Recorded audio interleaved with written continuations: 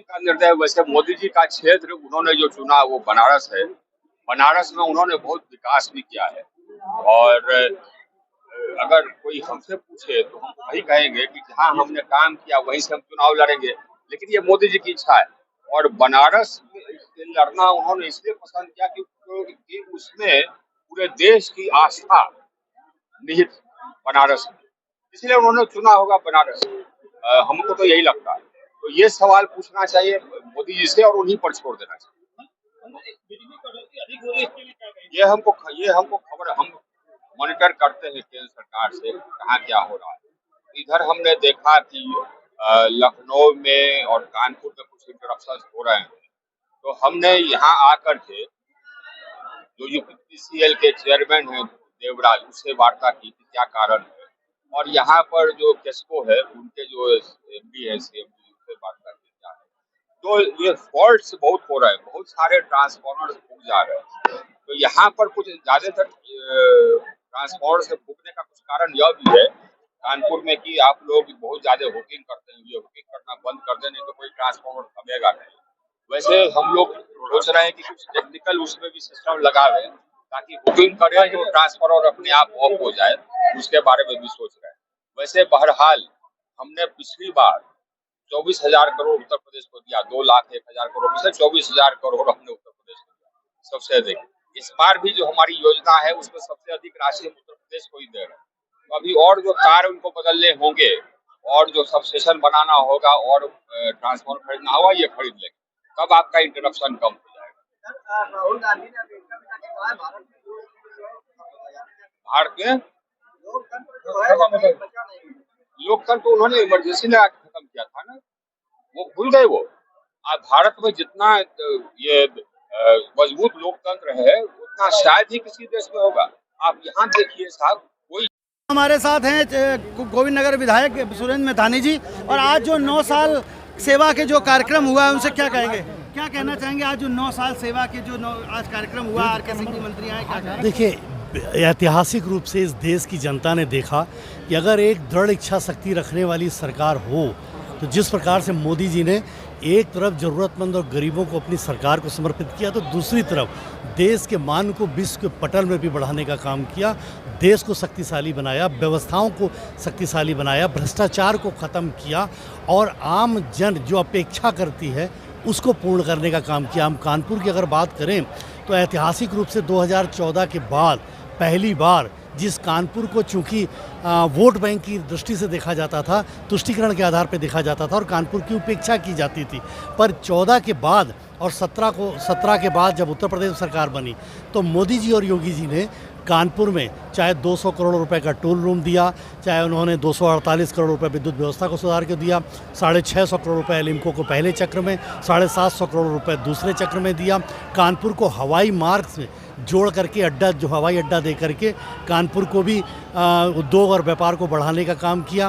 कानपुर को मेट्रो से जोड़ा जिसमें 3,555 करोड़ रुपए की बैंक गारंटी तत्कालीन शहरी विकास मंत्रालय वेंकैया नायडू जी ने दी थी, भारत सरकार ने दी थी और हमारे मोदी जी ने दी थी। उसके अलावा पनकी को कॉरिडोर बनाने की घोषणा, चाहे आनंदेश्वर को कॉरिडोर बनाने की घोषणा, चाहे रक्षा का हब होना, होजरी का हब होना, निःशुल्क राशन का डबल इंजन की सरकार के आधार पर कानपुर में वितरण होना, रेलवे लाइन जो जरीब चौकी से लेकर मंदना को जाने वाली उसको हटाने की संतुति करना, कानपुर के रिंग रोड की संतुति करना, पुलों की कानपुर में झड़ी लगा देना, 87,000 करोड़ रुपए से भी ज़्यादा का कानपुर में निवेश करके नौजवान लड़के लड़कियों को रोजगार के साधन को देना, महिलाओं की सुरक्षा को देना और ध्वस्त कानून व्यवस्था जो 2017 के पहले उत्तर प्रदेश सरकार में थी उसको दुरुस्त करके आज अपराधियों के मन में भय पैदा करना और अपराधियों को संरक्षण या अपराध करने के बाद कोई संरक्षण देने के लिए भी आज तैयार नहीं है, इस प्रकार का व्यवस्था करना। और कानपुर ही नहीं, मैं कहूँगा पूरे उत्तर प्रदेश और पूरे देश में एक सरकार का मतलब क्या होता है, ये आज़ादी के बाद पहली बार लोगों ने माना है। नहीं तो आपको वो समय भी याद है जब इस देश के तत्कालीन प्रधानमंत्री राजीव गांधी जी ने कहा था कि 1 रुपये चलता है 15 पैसा पहुँचता है। तो जब 85 पैसे के भ्रष्टाचार को देश का प्रधानमंत्री स्वीकार करे तो देश की जनता किसके आगे रोने जाए। ये जो विपक्षी दल हैं, ना इनमें नीति है, ना नेता है, ना विचारधारा है, ना इनकी कल्पना में जो ये सपने देखते हैं कि हमारी सरकार बनेगी, उस सपने में भी ये नहीं तय कर पाएंगे कि इनका नेता कौन। प्रधानमंत्री में सिर्फ इस बात की तुलना करके देख लें कि 2014 के पहले का कानपुर और 2014 के बाद का कानपुर, आज हमें बदलता हुआ कानपुर नजर आ रहा है। हालातों की अधिकता होने के कारण घंटे 2 घंटे का व्यवधान पड़ रहा है, लेकिन शहर की बिजली व्यवस्था निरंतर सुधार की ओर अग्रसर है। जिन मकानों में बिजली के कनेक्शन नहीं थे उन्हें मुफ्त बिजली के कनेक्शन दिए गए।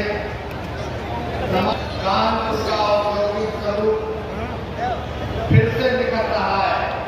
कभी कानपुर मैन्युफैक्चर कहलाता था और 20 के 50 सालों में प्रस्ताव लेके आप माननीय प्रधानमंत्री जी को जाइए कि कानपुर शहर की आधी आबादी में बंद मिलें खड़ी हुई हैं।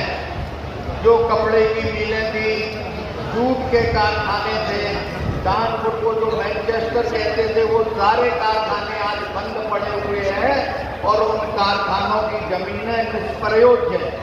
अगर उन जमीनों में हम फिर से छोटे छोटे भूखंड काट के उद्योगों की स्थापना करा दें तो कानपुर फिर से मैनचेस्टर ऑफ द वर्ल्ड कहलाने की स्थिति में पहुंच जाएगा। अगर इसको सबको श्रेणीबद्ध करके कानपुर की इंडस्ट्री को पुनर्जीवन दिया जाए तो मुझे लगता है कि कानपुर की सारी खुशहाली लौट के आएगी। इन सारी बातों को एक तरफ रखते हुए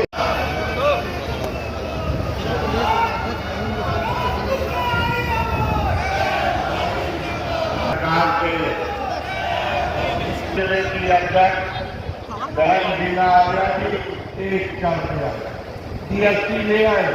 आज 20 लाख करोड़ रुपया फेस्टिवल भारत सरकार की झोली में आ रहा है। मोदी जी के कारण मोदी जी ने भ्रष्टाचार को समाप्त कर दिया। सब ऑनलाइन व्यवस्था कर दी, टेंडर ऑनलाइन, आवेदन ऑनलाइन, बैंकों का काम ऑनलाइन, समय भी बचा।